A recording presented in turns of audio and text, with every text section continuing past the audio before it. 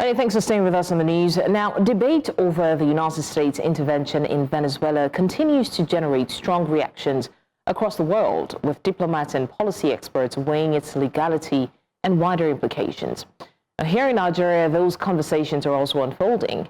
At the Nigerian Institute of International Affairs, experts are interrogating the action, examining its legal basis, potential consequences for regional and global stability, and what it means for Africa's place in an evolving world order. We're now joined live by News Central's lead correspondent, Bernard Akede, who is at the Institute. Bernard, so far, what appears to be the dominant view among panelists on the legality of the United States action under international law?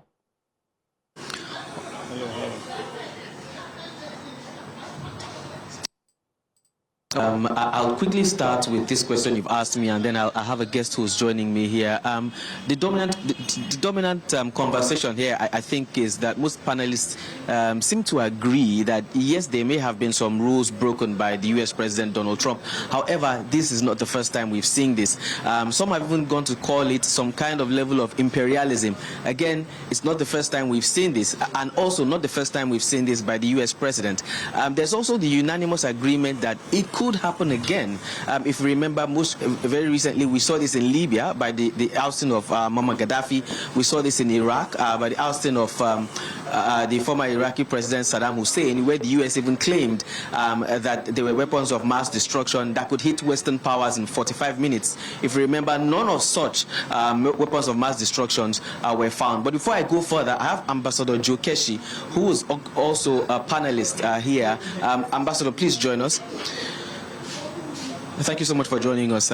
You spoke recently about the consequences. What, in your opinion, would you kindly summarize what you talked about? What do you think could be the consequences of this invasion, so to speak, of the United States on Venezuela? And how do you think it affects Africa and particularly Nigeria? Well, look, I made 2 points or 3 points. The first point is that we are approaching the issue from 2 legalistic viewpoints, simply because we are all speaking as if America do not understand international law. And my position is that the Americans help write the law. So they know the law they are breaking, but they just don't give a damn. They don't give a damn simply, which was the second point I made. The second point I made is that over the last 60-something years, since 1940-something, we, by our own complacency and weakness, we have empowered the United States to become the policeman of the world. And so the United States has extended that policeman of the world concept to do whatever it decides it wants to do. And unfortunately, we have an impulsive president of the United States today who just wants to be more or less like a king and behave with little or no restrictions. And so that's precisely where we are. And the last point I made, that, look, the only way to solve this thing is for nations to develop their own capacity and capability, and collectively, if they can, check these, impunity, global impunity that we are witnessing. That's going to take a very long time. But until nations do that, and the final point is that something that is reoccurring in this world is that, look, some of these things are also caused by the domestic misbehavior of the leaders. And that until the leaders do the right thing, we are going to see, actions like this occur now and then. And finally, sir, before I let you go back inside, some months here we had conversation about the relevance of the United Nations. And last year's United Nations General Assembly marked the 80th year of United Nations General Assembly. Again, with this incident, we bring the question back: how relevant is the United Nations to us? We still have to accept the reality that we need the United Nations. But when nations who help build that, it's like you waking up one morning and you decide to destroy the very house that you built. Without the United, look, they contribute, as I said in the hall, they are the largest contributor to the United, to the United Nations, the United States. If there's a global event, a crisis today, and we need the United Nations to do something, guess who is going to provide most of the resources, the army, the planes, and you just name it, the United States. So when they are behaving like this under an impulsive leader, I mean, we are in crisis, and that's what we need to understand. And that's why I think that the only solution, because there's nothing we can do.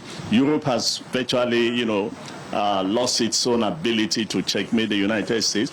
So it is not left to developing countries and other countries of the world to develop their own capability and collectively. Because look, if you are depending on the Chinese are only interested in the economic interest. The Russians are nowhere going to help you. So we are almost in a helpless state. But I do not believe we have to be in a hopeless state. Like a country like Nigeria, we have the resources to be a strong military force. But guess where we are? Thank you so much, Ambassador. Thank you. Blessings, as the literature scholars would say, need I say more? As the professor has said, the world has looked up to the United States to be the police or the big brother of the world in terms of crisis, and so they have taken that position themselves.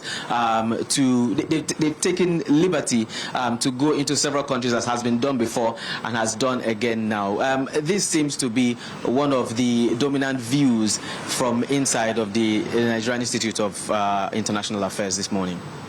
All right, Bernard Akede, there with the update on the Venezuela's crisis, with the U.S. invasion of Venezuela. And just like Bernard said, this whole situation has elicited a lot of reactions, especially from Nigerians, considering the fact that Nigeria has one of the most agreements with the U.S. And people are asking, well, is it now tending more towards ownership or genuine concern for the people? But once again, Bernard Akede, thank you for the update on that, and definitely would look forward to seeing how this turns out.